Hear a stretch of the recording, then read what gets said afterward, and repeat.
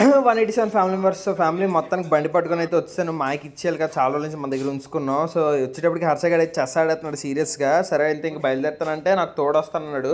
Cycle పట్టుకొని bus stop వరకు వచ్చాడు. ఆడ చీకట్లో కరెంట్ లేవు, లైట్లు లేవు మాట, వీధి లైట్లు. మొత్తానికి ఇంక ఆటో ఎక్కి ఇంటికైతే వచ్చాను. ఇంటికి వచ్చి చూసేటప్పటికి మన సబ్స్క్రైబర్ ఒక అతను కామెంట్ చేశాడు ఈ బోన్స్ అయితే వాటికి ఇవ్వద్దని. సో ఇప్పుడు ఇంకా బోన్ అయితే ఇంక వదిలేస్తాను. వాటికైతే దానికైతే అసలు ఇవ్వను, హెల్త్ మంచిది కాదండి దానికి.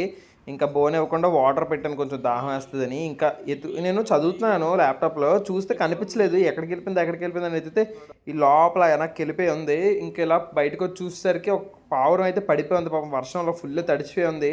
దానికి ఆ గుడ్డ దాని మీద వేస్తుంటే భయపడిపోతుంది. కొంచెం వేడి నీళ్ళు గోరువెచ్చని నీళ్ళు పెట్టాను అక్కడ, ఏం తాగుతుందేమో వర్షం చలి కదా అని. ఆ గుడ్డ దాని మీద వేసి దాన్ని తుడుద్దామని ట్రై చేసింది కానీ అది ఫుల్ పారిపోతుంది. అసలు నాకు కొంచెం భయం వేసింది. అంటే ఫస్ట్ టైం పట్టుకున్నాను, టప్ టప్ టప్ కొడిచింది, ఇంకా భయం అలా ఉండిపోయింది. నెక్స్ట్ షాట్లో మా చెల్లితో ఆడుకుంది, అది చూడండి.